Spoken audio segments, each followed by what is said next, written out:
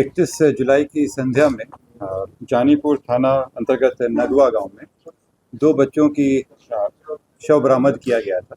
इस संबंध में पुलिस के द्वारा कांड दर्ज करके अनुसंधान प्रारंभ किया गया। इसमें पुलिस के द्वारा एफएसएल की टीम को बुलाया गया, स्वान दस्ता को बुलाया गया और विभिन्न टीमों को बनाकर अलग अलग जगहों पर रेड छापामारी की गई, साक्ष्य संकलन किया गया और एक पूरी एसआईटी बनाई गई थी जो सिटी एसपी पश्चिमी के निर्देशन में चल रहा था। इन लोगों के द्वारा त्वरित कार्रवाई करते हुए इस घटना को 24 घंटे के अंदर में उद्भेदित किया गया और जो इसमें अभियुक्त थे उनकी गिरफ्तारी कर ली गई। ये घटना करने के लिए एक व्यक्ति जो पूर्व से जो बच्चे जिनका देहांत हुआ है उनके परिचित थे और उनका उस घर में आना जाना लगा रहता था। इसी क्रम में वो पुरानी सुनियोजित ढंग से प्लानिंग करके वो आए और घटना को अंजाम दिए। घटना की प्लानिंग पहले ही हो चुकी थी। घटना के दिन ये सुबह में जाकर बगल के दुकान से मिट्टी का तेल, किरासिन का तेल खरीदे और तेल को एक बोतल में रख के घटनास्थल पर गए। वहाँ पर जाने के बाद 2 बच्चे थे, एक लड़का एक लड़की। लड़का वहाँ पे सो रहा था, लड़की गेट खोली थी। ये अंदर गया और ईंटा से लड़का को मारा और लड़की का गला दबा के उसकी हत्या कर दी। हत्या करने के बाद साक्ष्य को छुपाने के लिए जो किरासिन का तेल था उसको छिड़क के आग लगाया ताकि साक्ष्य को मिटा सके और ये घटना करने के बाद बाहर से गेट बंद करके चला गया। इसमें जब पूछताछ की गई तो स्वीकार भी किया। इसके सारे सबूत हम लोगों को मिले, जो फुटेज है, सीसीटीवी फुटेज वगैरह में भी आया ये चीज़। जिसके यहाँ से वो किरासिन का तेल खरीदा था उस व्यक्ति की पहचान की गई, उसको भी पूछताछ किया गया और उसका भी स्टेटमेंट लिया गया। ये पूर्व में प्रेम प्रसंग और उसके बाद असफल प्रेम प्रसंग का मामला है और उसी में ये घटना की गई थी। इसमें मैं जोड़ना चाहूँगा कि पुलिस के द्वारा बहुत ही बढ़िया से काम किया गया और घटना की जानकारी मिलने के 15 मिनट के अंदर में थाना वहाँ पहुँच गई थी, एफएसएल की टीम वहाँ आई, सारी कार्रवाई की गई।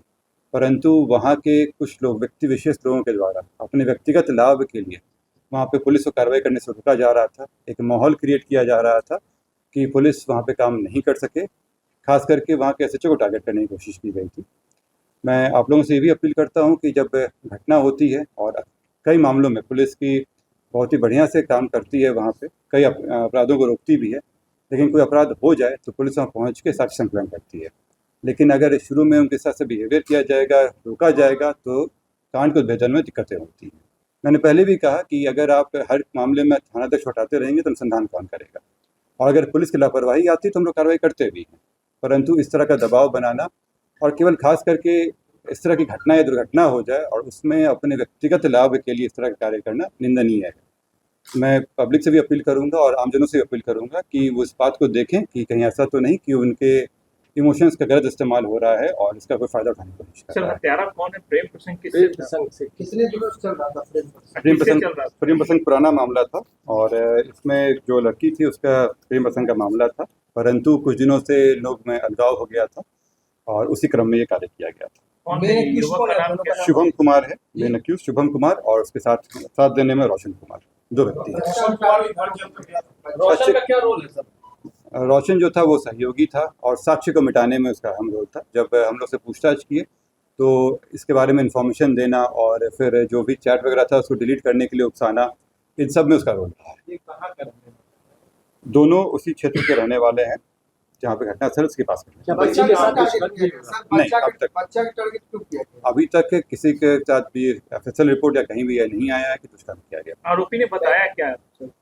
आरोपी जो था वो स्कूल में, जब बच्ची जो स्कूल में पढ़ती थी उसके साथ पूर्व में उसकी दोस्ती थी और उस घर में आना जाना भी था उन लोगों का, लेकिन परंतु कुछ समय से दोनों परिवार के बीच में इस चीज़ को लेकर सहमति नहीं थी कि वो लोग मिले, और इसी क्रम में वो फिर मिलने आया था और जब दोनों के बीच में तनाव बढ़ा था और उसी के तहत ये प्लान किया था। जो ये व्यक्ति है शुभम कुमार, इसको ये खबर मिली थी कि ये जो बच्ची है ये किसी और के साथ भी देखी गई है, जिसका इनका अपना कोई एविडेंस है, केवल सुनी बातों के हिसाब से चल रहे थे और उसी में ये घटना की है। पॉक्सो एक्ट में मामला दर्ज हुआ है? नहीं, इसमें जैसे मैंने बताया कि अभी तक वाला में नहीं आया कोई इस तरह के कि उनके साथ कोई ज़बरदस्ती की गई हो, लेकिन जब फाइनल रिपोर्ट आएगा उस हिसाब से कार्रवाई होगी। अगर इस तरह का मामला आता है तो पॉक्सो एक्ट। कितने लोग शामिल है? इसमें 2 लोगों का सहभागिता आया है और साथ ही में जो व्यक्ति किरोसिन का तेल बेचे थे, क्योंकि वो बच्चे को बेच रहे हैं और बिना जानकारी के ज्वलनशील पदार्थ बेच रहे हैं, तो उनके अभी बयान उनका भी किया गया, उनसे पूछताछ की गई है और उनका बयान दर्ज कराया जाएगा कोर्ट में। कितने बजे संख्या लड़की 12:30 के आसपास आई थी और ये घटना उसके बाद घटी। इसका मोबाइल वगैरह बंद, किनका? ये दोनों बच्ची का मोबाइल पर शायद बंद कर दिया है। बच्चियों का जो मोबाइल था ये इनके पिता के मोबाइल का इस्तेमाल करते थे और इसके साथ भी व्यक्ति के जो अभियुक्त हैं इनके साथ भी बातचीत उनके मोबाइल से। रोशन की उम्र बताई गई करीब 19 वर्ष के आसपास। ये केरोसिन का तेल खरीदा था, पहले से ही प्लानिंग था इसका कि दोनों को मार देना है और इसी के तहत ये अंदर गया था। जो उसमें विक्टिम में बच्चा जो है वो सोया हुआ था और घर की जो बेटी थी वो दरवाज़ा खोली थी। ये उसके बाद दोनों की हत्या किया और सबूत मिटाने के लिए फिर वहाँ आग लगाया। शुभम के पिता पढ़ते क्या? शुभम एम्स में काम करते हैं ये पता है।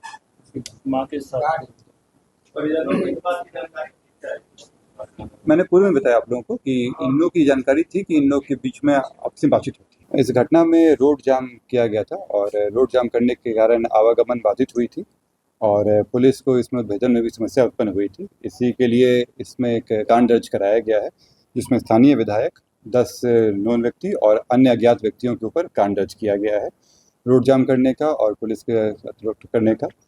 आगे इसमें अनुसंधान में जो अन्य लोग आएंगे उनकी भी इसमें वीडियोग्राफी के तहत पहचान की जाएगी और फिर आगे की विधि सम्मत कार्रवाई की जाएगी। अज्ञात कितने हैं सर? अज्ञात अभी 10 लोग नोन हैं, विधायक जी हो गए और साथ में 30-40 और अज्ञात। विधायक का नाम सर क्या नाम है? गोपाल रविदास जी।